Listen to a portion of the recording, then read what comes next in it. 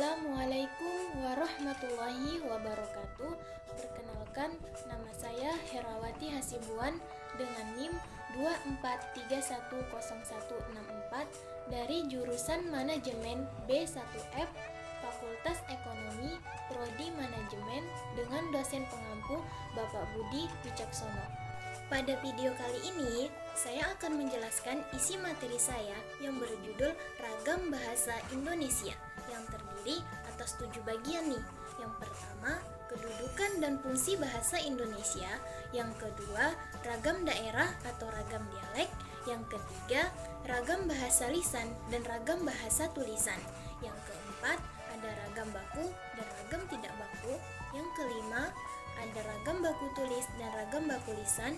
Yang keenam, ragam sosial dan ragam fungsional. Dan yang ketujuh, bahasa Indonesia yang baik dan benar. Jadi, ragam bahasa Indonesia adalah variasi bahasa yang terbentuk karena pemakaian bahasa.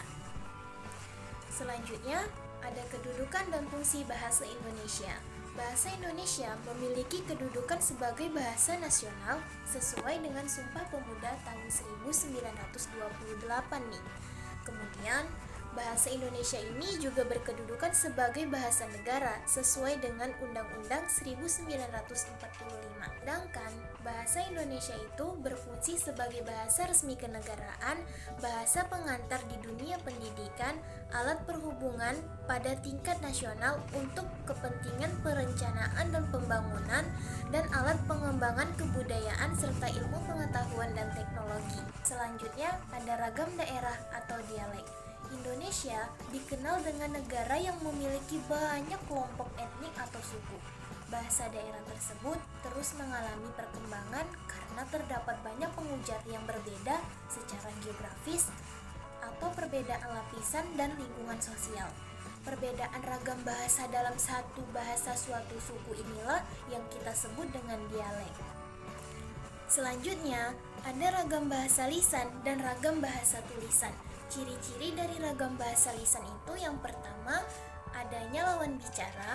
Yang kedua, tergantung situasi dan kondisi. Yang ketiga, tidak memerlukan gramatikal. Yang keempat, kesalahan dalam pengucapan dapat langsung diperbaiki. Yang kelima, tidak memerlukan alat bantu. Yang keenam, tidak memerlukan tanda baca. Yang ketujuh, membutuhkan gerakan tubuh.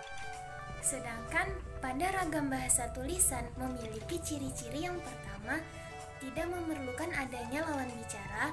Yang kedua, tidak mementingkan situasi dan kondisi. Yang ketiga, mementingkan unsur gramatikal. Yang keempat, tidak memerlukan intonasi. Yang kelima, membutuhkan tanda baca. Yang keenam, membutuhkan alat bantu. Dan yang terakhir, ketujuh, tidak membutuhkan gestur. Selanjutnya, ada ragam baku dan ragam tidak baku. Ragam baku adalah ragam yang dilembagakan dan diakui oleh sebagian besar warga masyarakat pemakainya sebagai bahasa resmi dan sebagai kerangka rujukan norma bahasa dalam penggunaannya. Sedangkan ragam tidak baku adalah ragam yang tidak dilembagakan dan ditandai oleh ciri-ciri yang menyimpang dari norma ragam baku. Selanjutnya ada ragam baku tulis dan ragam baku lisan.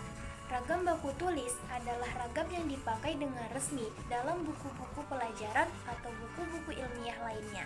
Sedangkan ragam baku lisan dapat terjadi dengan baik jika pembicara melatih diri untuk berbicara dengan meninggalkan dialek daerah tempat kelahirannya. Selanjutnya ada ragam sosial dan ragam fungsional.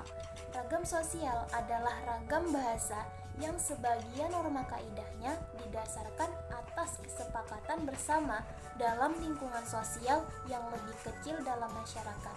Sedangkan ragam fungsional adalah ragam bahasa yang dikaitkan dengan profesi, lembaga, lingkungan kerja, atau kegiatan tertentu lainnya.